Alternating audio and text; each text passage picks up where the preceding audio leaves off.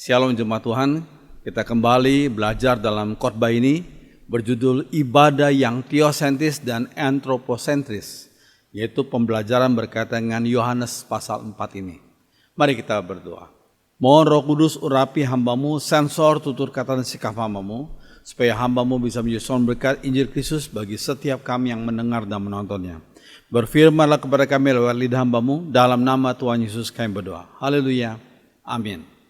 Kita bandingkan dengan Mazmur 100. Ibadah yang benar adalah ibadah yang teosentris. Maksudnya berpusat pada pribadi Allah. Itulah ibadah yang diajarkan oleh kekristenan. Kita ambil dalam Mazmur nomor 100. Mazmur untuk kurban syukur. Bersorak-soraklah bagi Tuhan, hai seluruh bumi. Beribadatlah kepada Tuhan dengan gembira. Datanglah ke hadapannya dengan lagu-lagu riang. Ingatlah bahwa Tuhan itu Allah dan Ia menciptakan kita dan kita miliknya. Kita umatnya, bangsa yang dipeliharanya. Masuklah melalui gerbangnya dengan lagu syukur, ke dalam pelataran dengan puji-pujian.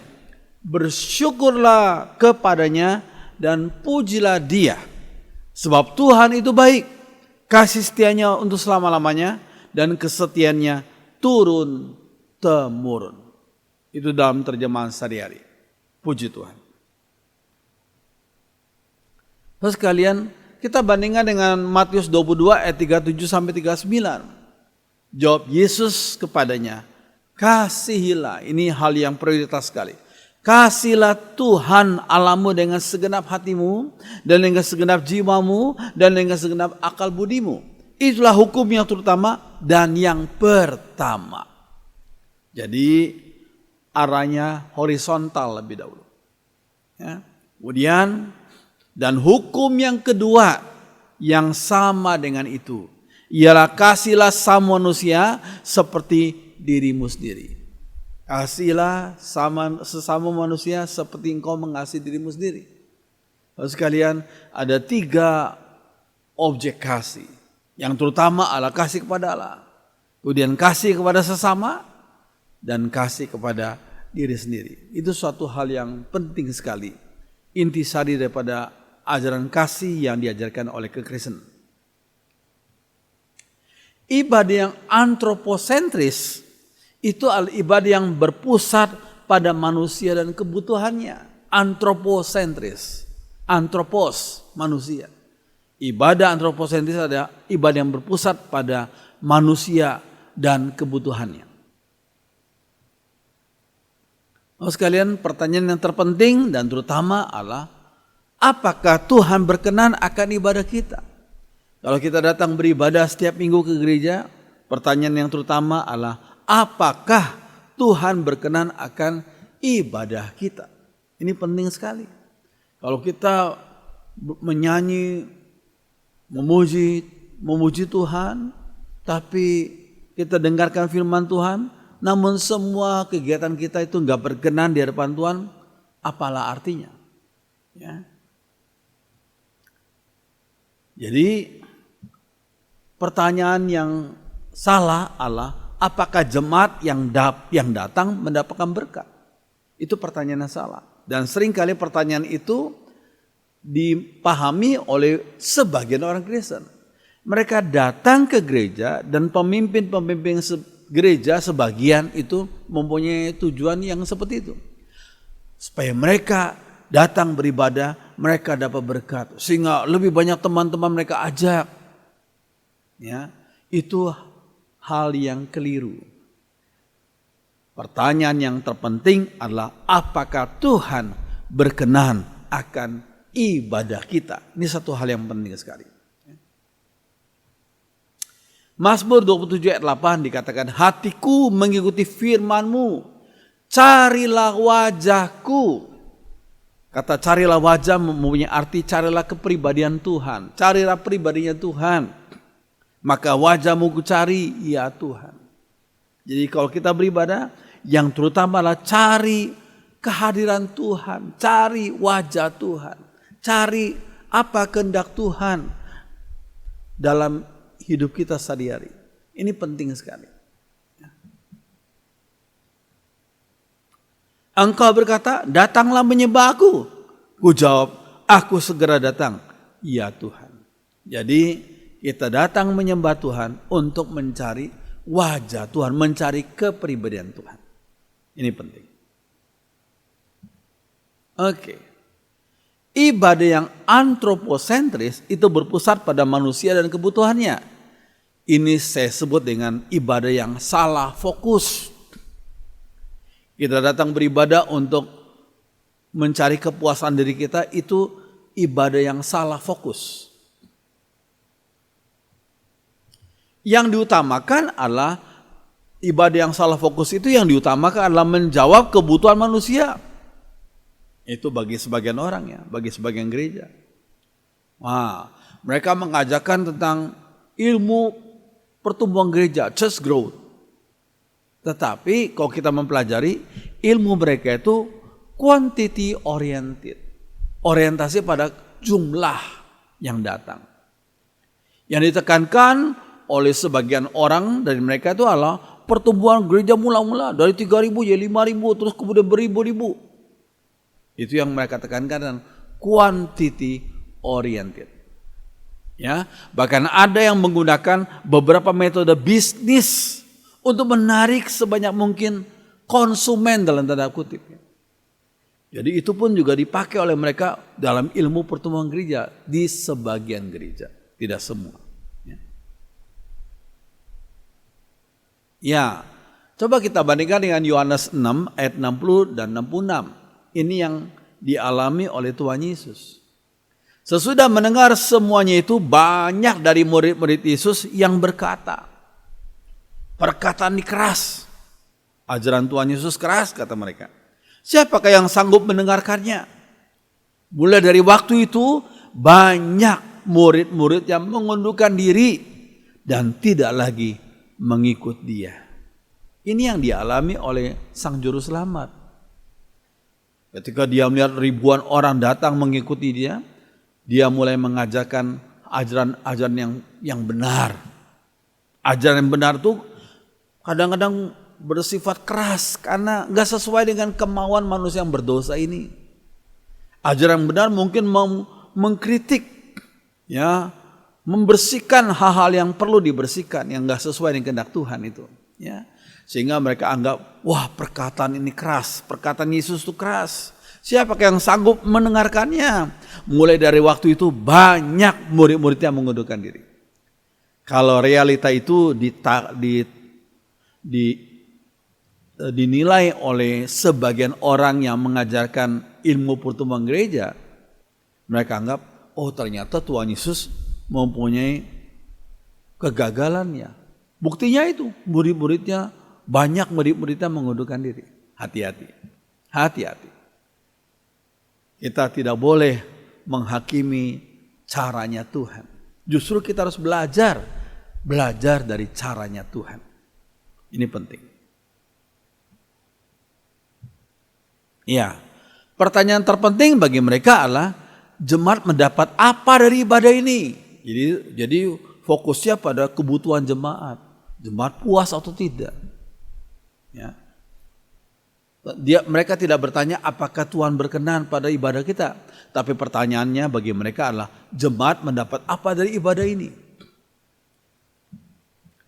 Misalnya jemaat mendapatkan kesembuhan jasmani, jawaban atas semua pergumulan mereka, kedamaian, hal-hal yang sensasional, yang sifatnya khotbah-khotbah yang sifatnya seperti dongeng itu. Pemenuhan atas kebutuhan katarsis mereka. Katarsis maksudnya kebutuhan emosional mereka. Mereka bisa lompat-lompat, teriak-teriak, nangis, meraung-raung gitu ya. Nah, bagi mereka yang salah fokus, mereka anggap itulah yang memenuhi kebutuhan jemaat.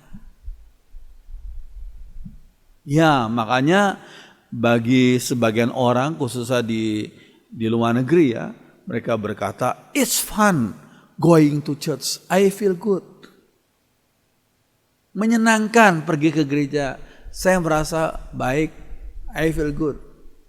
Itu salah fokus dari konsep kekristenan. Ini yang terjadi pada sebagian orang. Kita perlu paham itu. Nah, kalau jemaat berkata it's fun going to church, I feel good, maka berakibat yang mengelola ibadah mendapatkan berkat materi dan nama besar. Karena gereja juga pakai sistem franchise, sebagian gereja ya, tidak semua. Sebagian gereja pakai sistem franchise, buka cabang di mana-mana, seperti kasih franchise kepada pemimpin cabang itu. Ya, dengan prinsip it's fun going to church, I feel good. Ya, sangat antroposentris. Iya. Survei Robert Schuller. Ini sudah mungkin ingat ya, Robert Schuller. Sekarang sudah almarhum ya. Sebelum ia memulai Crystal Cathedral, waktu itu gereja ini terkenal sekali, Crystal Cathedral. Ya.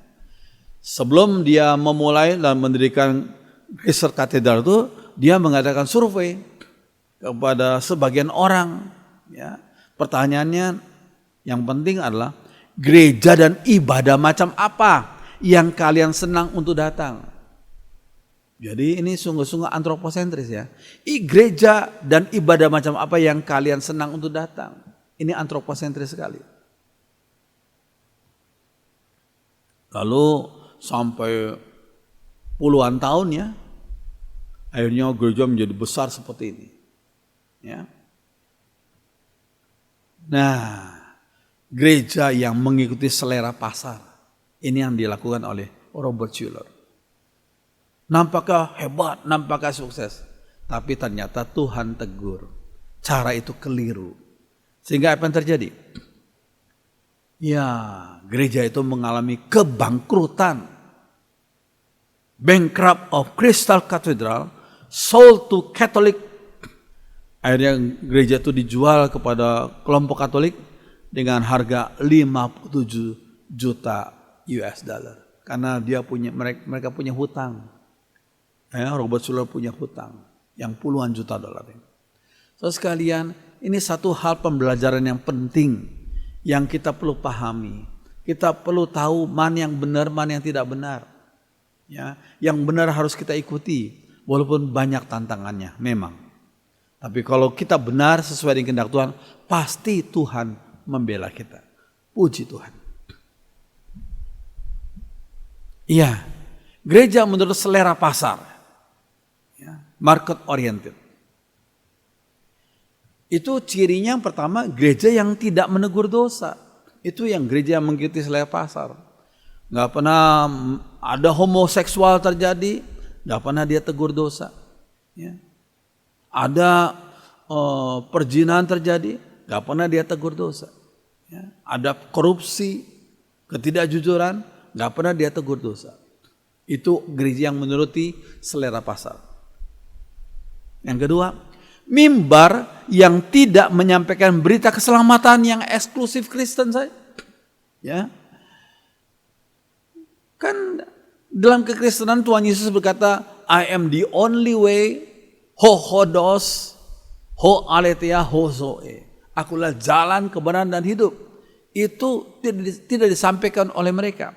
Sebab mereka takut kalau menyampaikan berita-berita yang sifatnya eksklusif kayak gitu akan menyinggung pemimpin-pemimpin kepercayaan lain. Sehingga mereka tidak menyampaikan hal-hal yang sifatnya berita yang eksklusif itu, eksklusif kekristenan. Itu nggak ditekankan oleh mereka. Ya, gereja yang mengganti firman dengan motivasi psikologis.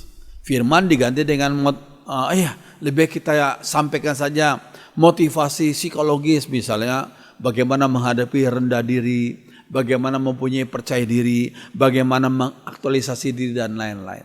Jadi firman Tuhan digantikan dengan motivasi psikologis belaka. Sayang sekali ya, sangat sayang. Gereja yang menjawab kebutuhan manusia sesuai dengan hierarki kebutuhan dari Abraham Maslow. Apa?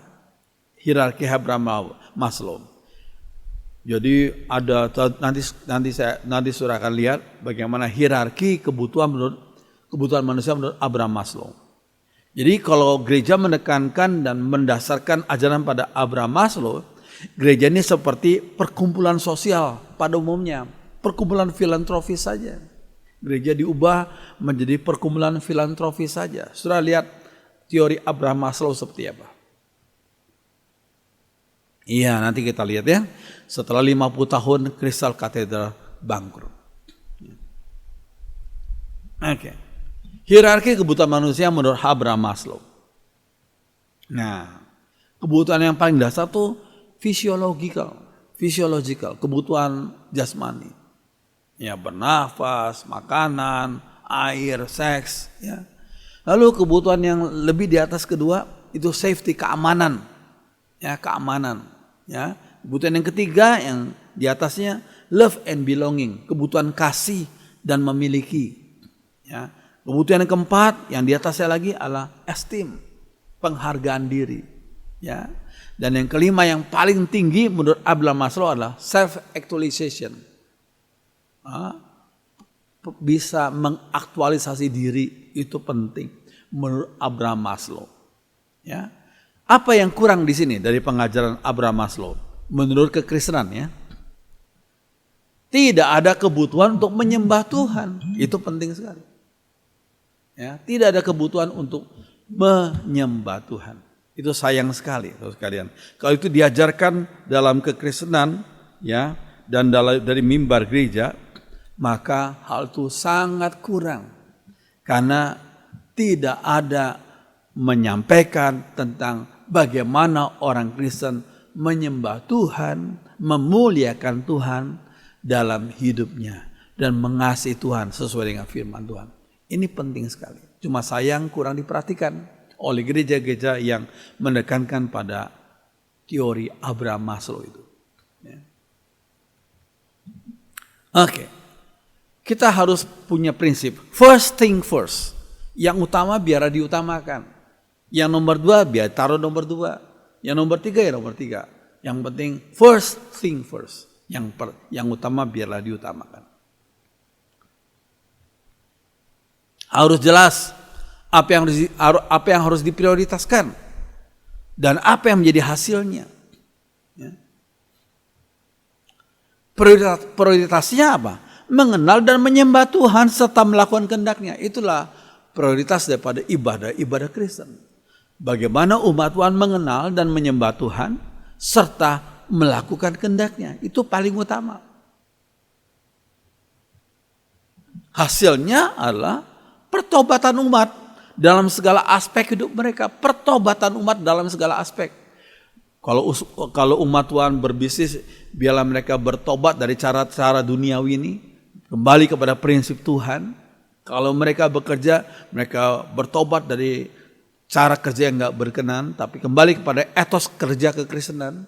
Kalau mereka mempunyai keluarga, mereka mendidik anak-anak mereka dengan cara didiknya Tuhan. Sesuai dengan prinsip firman Tuhan. Dan selanjutnya. Dan kalau mereka mengelola keuangan dalam hidup keluarga mereka, biar mereka kembali kepada prinsip-prinsip firman Tuhan, termasuk salah satunya adalah persepuluhan itu. Ya, ini penting sekali. Iya. Setelah pertobatan umat, ada berkat Tuhan bagi kehidupan umatnya. Tuhan tuh nggak berhutang kepada siapapun. Tuhan tidak berhutang kepada siapapun. Kalau umatnya bertobat, maka Tuhan tidak pernah berhutang kepada orang-orang yang mengasihi Tuhan. Pasti sebagai akibatnya ada berkat Tuhan bagi kehidupan umatnya. Ya, itu merupakan hasil yang didapat setelah mereka bertobat sesuai dengan kehendak Tuhan. Puji Tuhan. Jika hasil yang diutamakan, ini pentingnya. Kalau hasilnya yang diutamakan, misalnya saja cari berkat Tuhan, itu kan hasilnya diutamakan, itu keliru. Kalau hasilnya diutamakan, maka ibadah menjadi penyembahan berhala. Berhalanya apa? Ya berhalanya itu hasilnya. Orang Kristen beribadah untuk cari berkat Tuhan. Itu kan jadi penyembahan berhala. Kita beribadah untuk cari wajah Tuhan, cari pribadi Tuhan, cari kehendak Tuhan, cari firman Tuhan. Ya, jangan kita putar balik. Jangan kita datang ke gereja tapi motivasi kita sebenarnya seperti orang yang menyembah berhala, mencari berkat Tuhan yang paling utama. Itu jadi motivasi seperti orang yang menyembah berhala itu. Ya, umat Tuhan harus menjadi murid-murid Tuhan. Ini penting sekali. Ya, enggak sekedar menjadi umat Tuhan tapi menjadi murid-muridnya.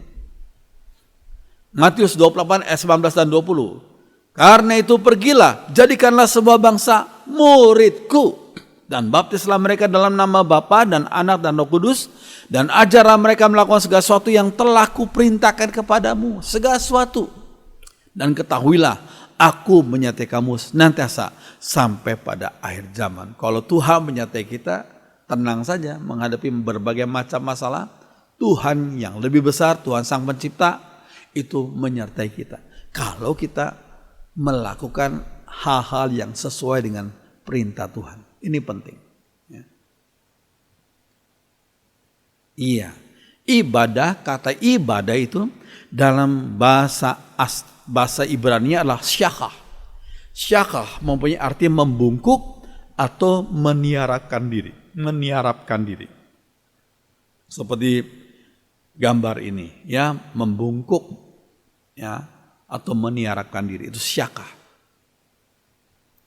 Dalam bahasa Yunaninya adalah proskuneo, artinya mencium tangan sambil menghadap seseorang yang dihormati atau meniarapkan diri, seperti ini. Mencium tangan sambil menghadap seseorang yang dihormati atau meniarapkan diri. Itu proskuneo. Iya. Kata worship dalam bahasa Inggris itu berasal dari kata worship. Word itu yang berharga, yang bernilai. Jadi maksudnya kata worship mempunyai arti sesuatu yang layak mendapat penghormatan, sesuatu, ya, atau yang penting adalah Tuhan itu bukan sesuatu, Tuhan itu pribadi, ya. Pribadi yang layak mendapatkan penghormatan dari umatnya. Ini penting, ya. Objek ibadah dipengaruhi oleh konsep nilai seseorang. Ini penting sekali. Kalau konsep nilainya keliru, ya objeknya juga keliru. Objek ibadah dipengaruhi oleh konsep nilai seseorang. Apa yang dianggap paling bernilai dalam hidup seseorang? Ini penting, ya. Apa yang dianggap paling bernilai dalam hidup seseorang itu mempengaruhi konsep ibadahnya, pemahaman ibadahnya. Ambil contoh, ada orang yang menganut paham materialism. Berarti bagi mereka materi itu yang paling penting, yang paling diutamakan. Yang lain boleh dikorbankan, termasuk Tuhan juga dikorbankan demi untuk mendapatkan materi bagi orang-orang itu. Itu materialism namanya. Nah, sehingga perlu ada pengudusan dalam konsep nilai. Itu firman Tuhan mengajarkan. Perlu ada pengudusan dalam konsep nilai. Lihat ya, Amsal 23:23. Belilah kebenaran. Kebenaran itu paling penting, harus dibeli. Dan jangan menjualnya. Jangan menjual kebenaran demi keuntungan materi, jangan. Belilah kebenaran dan jangan menjualnya. Demikian juga dengan hikmat, didikan, dan pengertian. Jangan lupa kebenaran itu harganya mahal sekali. Sehingga demi kebenaran Tuhan Yesus yang sang kebenaran rela mati di atas salib dan bangkit kembali 3 hari kemudian. Ini penting. Jadi kebenaran itu utama, penting sekali. Yang lain boleh dikorbankan, tapi jangan pernah mengorbankan kebenaran. Ini penting. Iya, dalam prosperity gospel, Injil kemakmuran itu, kita perlu hati-hati. Kenapa hati-hati? Karena Tuhan dalam tanda kutip ya, Tuhannya prosperity gospel itu adalah uang, kesehatan, materi. Itulah Tuhannya. Jadi bukan Tuhan Yesus yang mereka sembah. Dalam Injil kemakmuran, Tuhannya dalam tanda kutip adalah uang, kesehatan, dan materi. Itu harus kita pahami. Walaupun namanya Kristen, tapi ajarannya Injil kemakmuran, ya Tuhannya bukan Tuhan Yesus. Tuhannya adalah uang, kesehatan, dan materi. Itu kita harus hati-hati di situ. Ya, lihat Ibrani 11 ayat 32 sampai 40. Ya. Apabila aku hendak menceritakan tentang Gideon, Barak, Simson, Yefta, Daud, dan Samuel, dan para nabi yang karena iman telah menaklukkan kerajaan-kerajaan, mengamalkan kebenaran, memperoleh apa yang dijanjikan, menutup mulut singa-singa, memadamkan api yang dahsyat. Mereka telah luput dari mata pedang. Wah, kalau kita hanya titik sampai sini, maka kita percaya, kita mendukung ajaran Injil kemakmuran itu. Wah, kalau kita percaya Yesus, kita pasti akan menang. Seperti dalam bagian A, dalam bagian Ibrani 11 yang kita baca tadi barusan. Ya.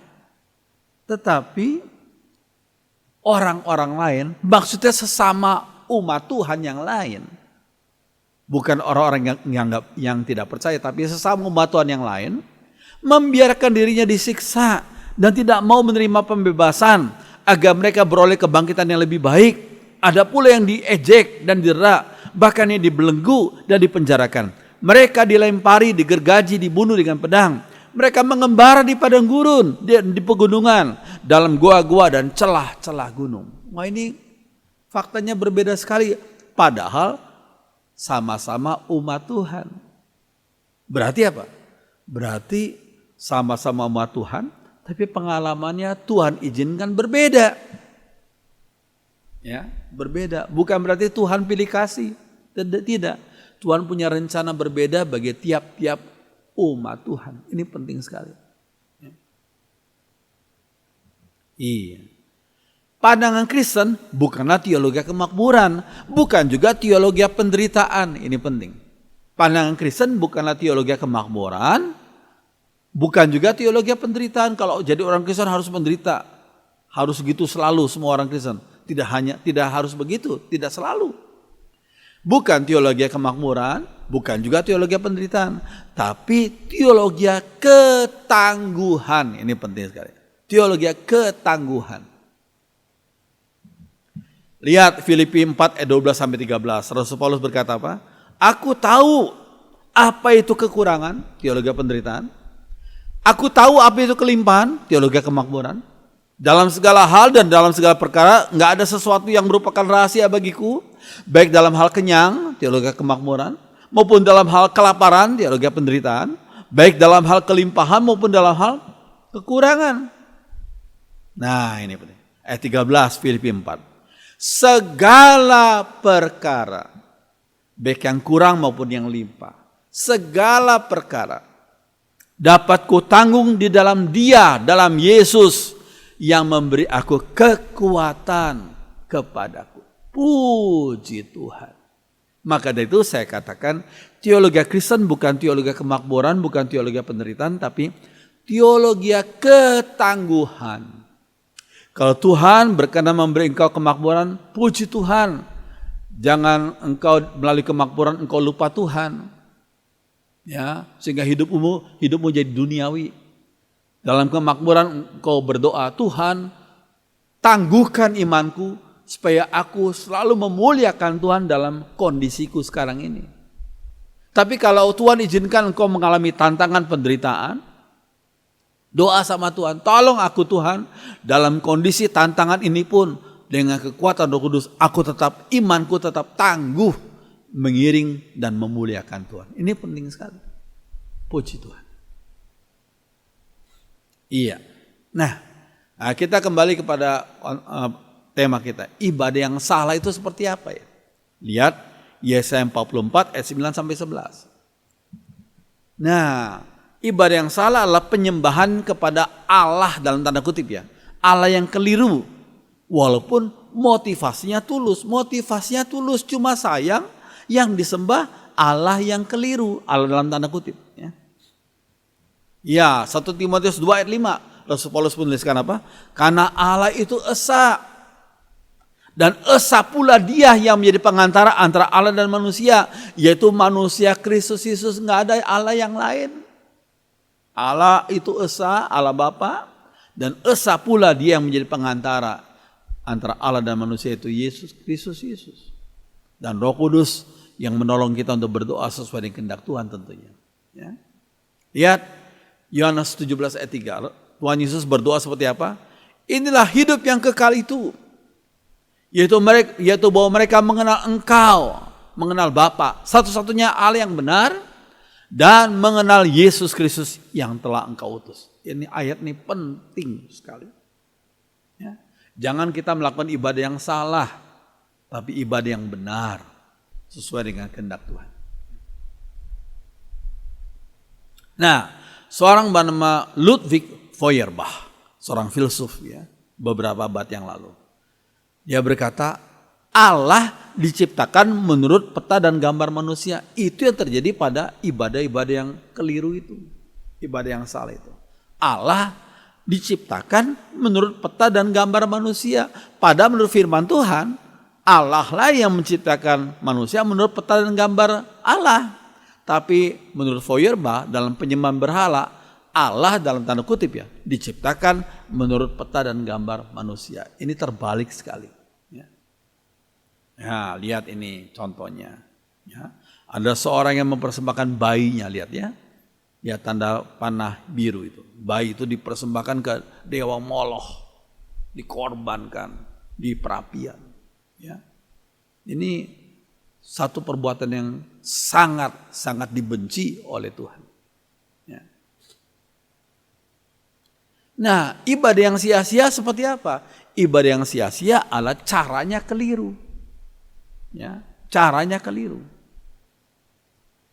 Cara yang keliru adalah karena mereka melakukan ibadah hanya di bibir saja. Mereka memuji Tuhan hanya di bibir saja tanpa penghayatan. Markus 7 ayat 6. Mereka beribadah hanya di bibir saja. Ya.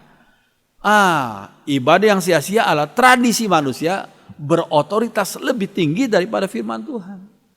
Segala peraturan berdasarkan tradisi manusia. Dan tradisi manusia berotoritas lebih tinggi dari firman Tuhan. Ya, Markus 7 ayat 7 sampai 8. Nah, ibadah yang sia-sia yang ketiga itu cirinya adalah paradigma yang keliru tentang ibadah. Apa itu paradigma yang keliru? Ibadah dianggap oleh sebagian orang sebagai entertainment, hiburan saja. Ya, aku datang, aku kasih persembahan seperti bayar tiket gitu ya. Lalu aku nonton sekarang. Apakah nyanyinya cukup bagus? Apakah suasananya cukup bagus? Apakah firmannya menghibur? Jadi ibadah bagi sebagian orang dianggap sebagai entertainment saja. Bukan ibadah yang partisipatif. Dalam 1 Korintus 14 ayat 26, kalau kita beribadah kepada Tuhan di gereja harusnya sifatnya partisipatif. Kita semua berpartisipasi lewat pujian kita, lewat doa-doa kita, lewat persembahan kita, lewat karunia yang Tuhan berikan kepada kita. Kita semua berpartisipasi untuk memuliakan namanya. Enggak ada seorang pun yang hanya nonton. Yang nonton adalah Allah Bapa di surga dan Allah Anak yang namanya dimuliakan itu. Dan Roh Kudus membantu kita untuk beribadah dengan benar. Ini penting sekali. Ya, lihat seperti gambaran yang sudah lihat ini ya. Itu orang ini sedang ibadah atau sedang nonton show ini ya. Semua lampu dipadamkan, hanya fokus pada yang di depan. Lalu dengan lampu-lampu yang seperti itu, kita mulai pikir, ini ibadah atau show? Jangan-jangan ini cuma sekedar entertainment saja, hanya hiburan saja. Kita perlu pahami. Oke. Nah, 4 hal penting dalam ibadah. Nah, ini kita harus pahami. 4 hal penting dalam ibadah. Kita lihat dalam Yesaya 6 ayat 1 sampai 8. Ya. Dalam tahun matinya Raja Uzia, aku melihat Tuhan duduk di atas tahta yang tinggi dan menjulang, dan ujung jubahnya memenuhi bait suci. Para serafim berdiri di sebelah atasnya. Masing-masing mempunyai 6 sayap. 2 sayap dipakai untuk menutupi muka mereka, 2 sayap dipakai untuk menutupi kaki mereka, dan 2 sayap dipakai untuk melayang-layang.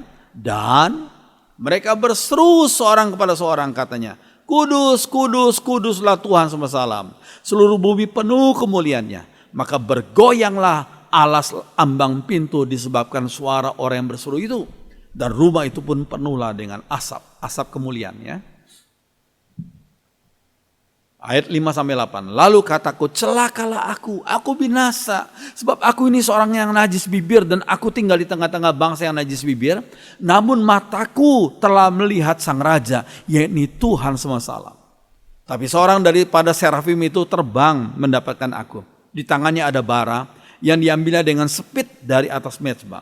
Ia menyentuhkannya kepada mulutku serta berkata, lihat, ini telah menyentuh bibirmu. Maka kesalahanmu telah dihapus dan dosamu telah diampuni. Lalu aku dengar suara Tuhan berkata, siapakah yang akan kuutus? Siapakah yang mau pergi untuk aku?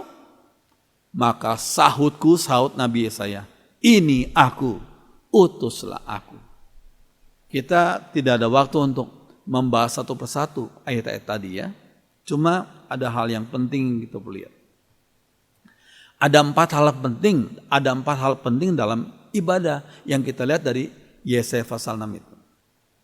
Yang pertama, ibadah itu harus membawa para penyembah kepada perjumpaan pribadi dengan Tuhan. Encounter with God.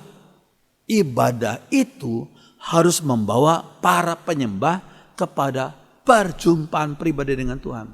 Lihat Yesaya 6 ayat 1-3. Yang kedua, ibadah yang benar itu harus membawa para penyembah kepada pengenalan diri mereka yang benar. Bukan mengenal, oh aku kaya, aku cukup pintar. Bukan. Karena apa? Karena semakin dekat orang dengan Tuhan, semakin rendah hatilah orang itu. Jangan lupa Imam 10 ayat 3 ya. Kepada orang yang karib kepadaku, ku nyatakan kekudusanku. Kalau kita beribadah dengan sungguh-sungguh, kita semakin sadar kita ini gak layak di hadapan Tuhan. Kita lihat Tuhan begitu suci dan mulianya. Kita gak layak, kita najis di hadapan Tuhan. Itu ya. Ibadah yang benar membawa para penyembah kepada pengenalan diri yang benar. Nah, ibadah yang benar membawa para penyembah kepada penebusan dan jamaah dari Tuhan. Nah, itulah terjadi kelepasan di situ.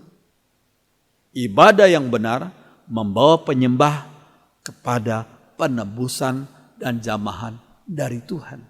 Ayat 6 dan 7. Ya. Dan yang keempat, para penyembah menjawab panggilan Tuhan. Ini penting. Siapakah yang mau aku utus? Lalu Yesaya menjawab, ini aku, utuslah aku. Berarti inilah klimaks ibadah. Klimaks ibadah adalah komitmen orang-orang yang datang beribadah untuk melakukan, untuk menjawab panggilan Tuhan. Di sini.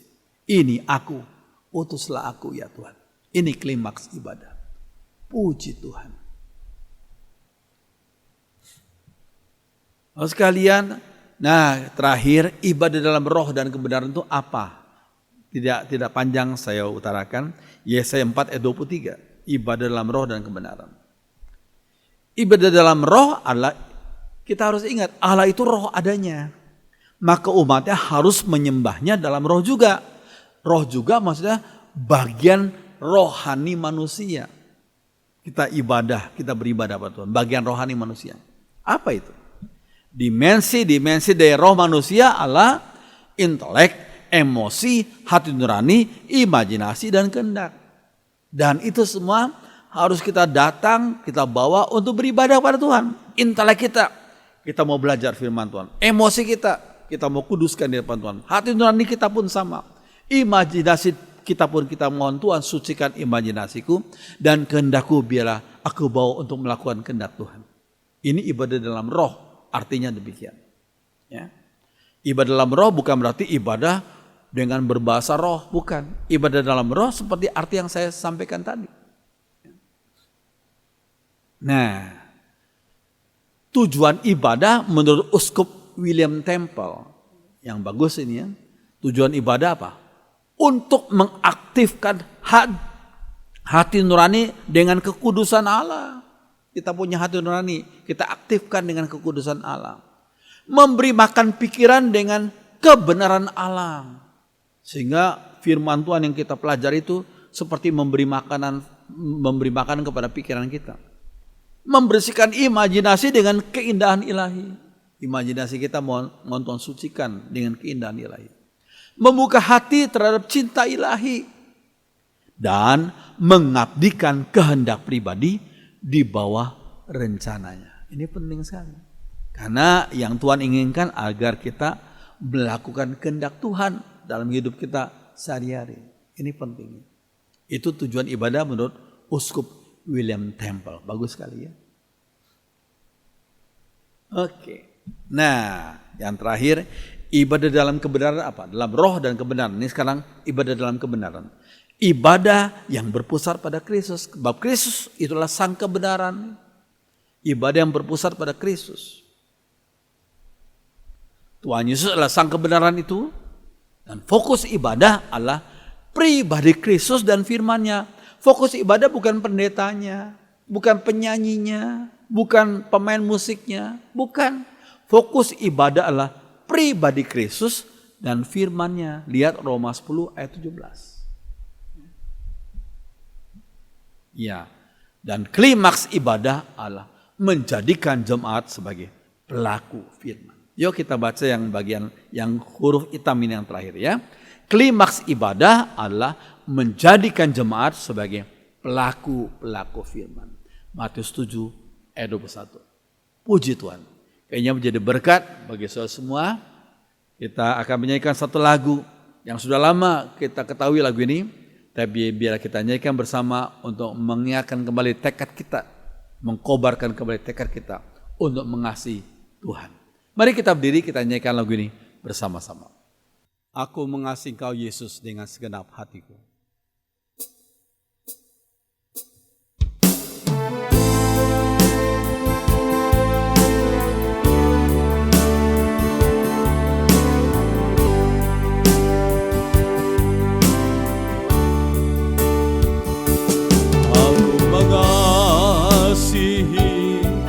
Engkau Yesus dengan segenap hatiku. Aku mengasihi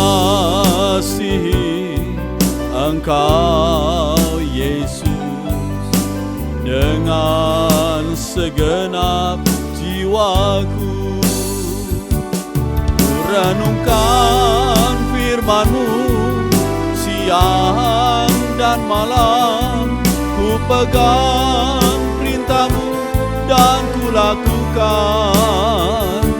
Engkau tahu ya Tuhan, tujuan hidupku hanyalah untuk menyenangkan hati-Mu.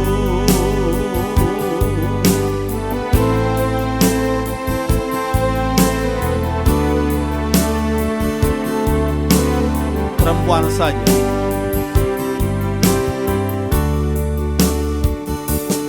Aku mengasihi Engkau Yesus dengan segenap hatiku. Pria saja. Aku mengasihi Engkau Yesus dengan segenap jiwaku. Bersama-sama ku renungkan firman-Mu siang dan malam, ku pegang perintah-Mu dan ku lakukan. Engkau tahu ya Tuhan, tujuan hidupku hanyalah untuk menyenangkan hati-Mu. Ku renungkan firman-Mu, ku renungkan firman-Mu siang dan malam, ku pegang perintah-Mu dan ku lakukan. Engkau tahu ya Tuhan, tujuan hidupku hanyalah untuk menyenangkan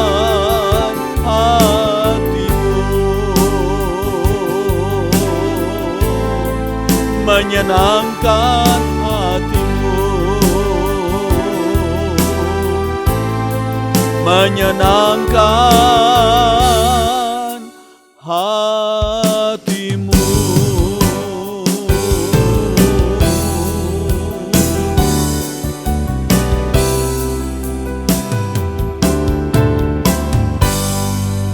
Kami bersyukur untuk kesempatan kami boleh mempelajari firman Tuhan. Tolong setiap kami untuk beribadah dengan berkenan di hadapan Tuhan, dengan motivasi yang sesuai dengan kehendak Tuhan, dan kami boleh melakukan apa yang menjadi rencana Tuhan melalui ibadah kami setiap minggunya. Oh, kami bersyukur untuk semua berkat Tuhan. Biarlah firman Tuhan termentelar dalam hati kami dan mampu kami melaksanakan dalam hidup kami sehari-hari. Dengarkan doa kami Tuhan dalam nama Tuhan Yesus. Semua orang beriman mengatakan amin. Silakan duduk. Puji Tuhan.